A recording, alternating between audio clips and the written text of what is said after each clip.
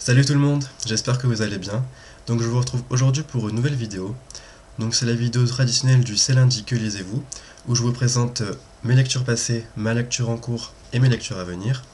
Donc je dois vous dire que je suis super content de vous retrouver.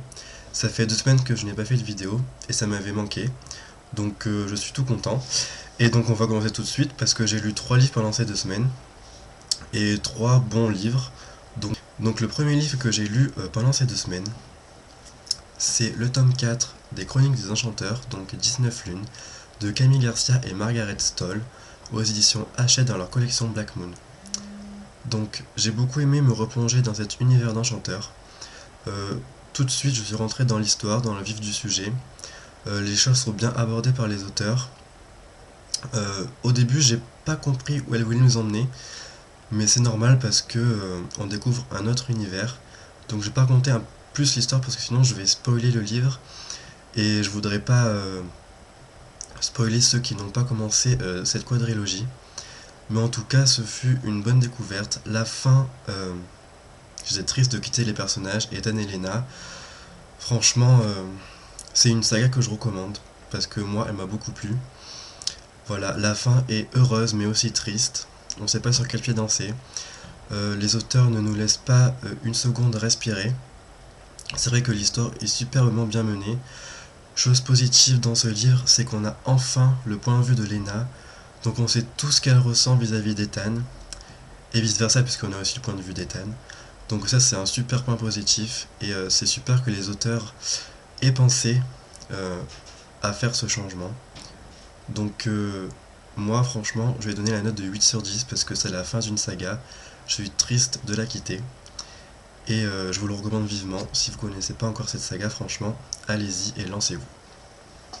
Donc ensuite, le second livre que j'ai lu durant ma semaine au ski, ça a été Obsession de Catherine Kalangula, donc aux éditions Hachette dans leur collection Black Moon, donc de Black Moon. Aussi une bonne découverte. Donc comme je vous le disais, je m'attendais à avoir un univers de danse mêlé à un univers fantastique. Ça a été le cas, même si j'ai trouvé que l'auteur n'avait pas assez approfondi l'univers fantastique, parce que certes on a une espèce de fantôme dans le livre, mais on ne sait pas vraiment qui il est. Enfin, même si le personnage principal qui est Gisèle fait des découvertes, on reste dans le flou en fait. Et ça m'a un peu gêné. Après, c'est vrai que l'histoire est superbe originale. Franchement, ça m'a emballé. C'est bien écrit, le style est fluide. Après, les pages se tournent très très vite. C'est vrai qu'il fait à peine 240 pages à peu près, donc c'est vrai que ça se lit très très vite. Et non, franchement, j'ai beaucoup aimé. Je lui ai mis une note de 15 sur 20, je crois, donc 7,5 sur 10. Donc c'est relativement une bonne note. Après, c'est aussi la fin m'a aussi plu, même si bon, c'est une fin banale quoi, mais ça termine bien le one shot. Donc si vous voulez passer un bon moment, franchement allez-y. Moi je vous le conseille. L'histoire est bien écrite. Petit à petit l'auteur nous fait des révélations. Il y a des remises en question de la part de Gisèle, le personnage principal. Il y a des retournements de situation.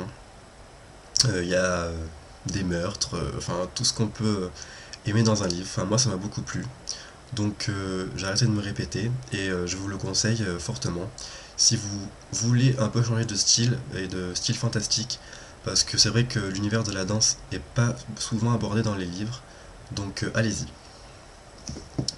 Donc ensuite, le troisième livre que j'ai lu, que je vous avais présenté pardon, dans ma vidéo Vacances au ski, oui, mais avec des livres. Donc c'est le premier tome de Protection rapprochée, donc Magnétisme fatal, de Lisa Marie Rice, aux éditions J'ai lu dans leur collection Passion intense. Donc superbe couverture. Je l'ai fini il y a à peine 2 heures et j'ai beaucoup aimé.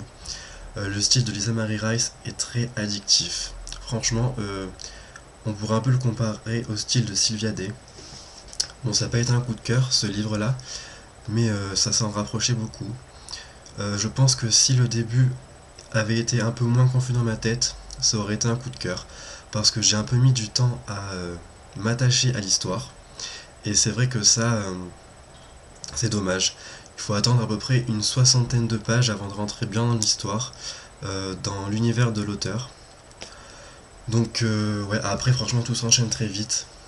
L'auteur a un style superbement, elle écrit super bien, les phrases et les mots sont super bien trouvés, les figures de style aussi. Toutes les descriptions, franchement, elle nous en met plein la tête. Il y a aussi des références historiques, comme les attentats du 11 septembre, l'attentat dans le train à Madrid en 2004, je crois. Donc franchement, ce livre, c'est presque parfait, quoi. Je pense que je vais lui mettre la note de 8 ou 8,5 sur 10, parce que j'ai beaucoup aimé. Après, la fin, waouh, quoi, franchement, même si ça se rapproche à du Sylvia Day dans les scènes érotiques, parce que c'est un livre romance érotique. Après, il y a toute une histoire derrière d'attentats, de terrorisme, et j'ai trouvé ça super bien mené par l'auteur.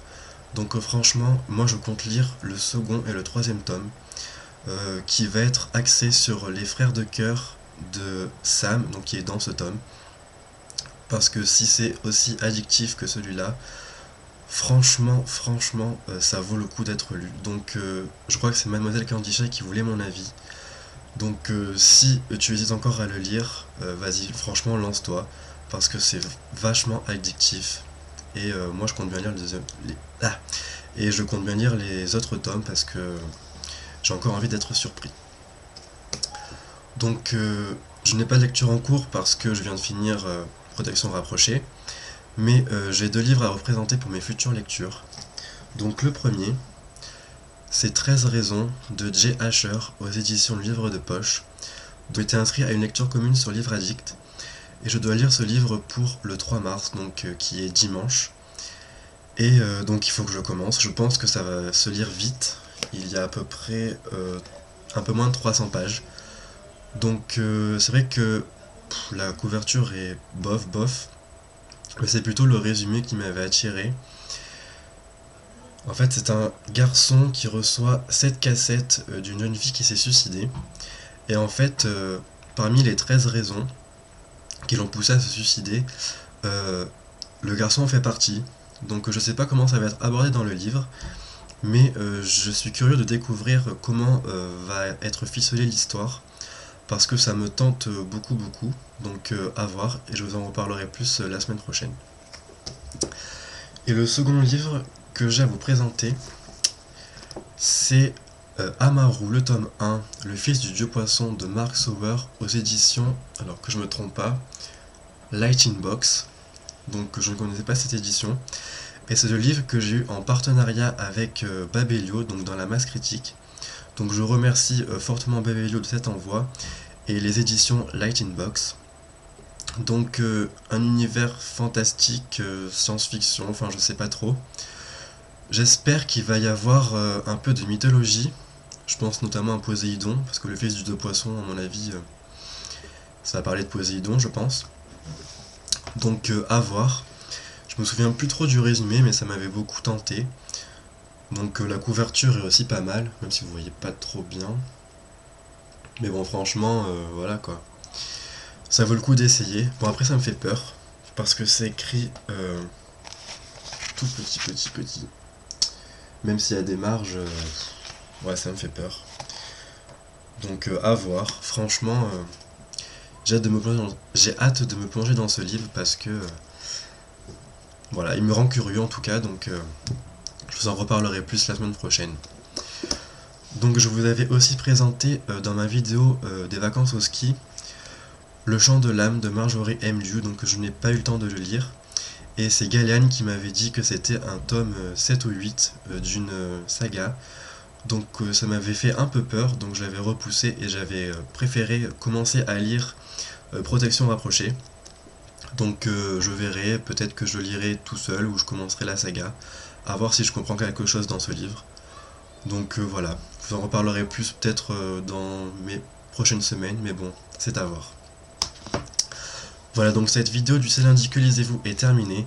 J'espère qu'elle vous aura plu. En tout cas, moi ça m'a fait plaisir de vous parler, de reprendre les vidéos, parce que comme je vous l'ai dit tout à l'heure, ça m'avait beaucoup manqué.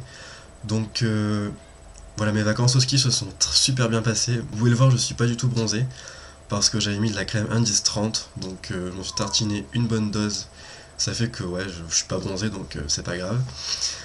Voilà, après, les chroniques de 19 lunes sont sur le blog, tout comme celle de Obsession. Cet après-midi ou ce soir, j'écrirai la chronique de protection rapprochée, qui je pense va être un éloge du livre. Donc après, je vous mettrai les liens de toute façon sur la page Facebook, et je vous mettrai le lien dans la barre d'infos du blog. Donc je vais vous laisser. Je vous souhaite de passer une très bonne semaine, de belles découvertes en lecture, et je vous dis à la semaine prochaine. Bye bye.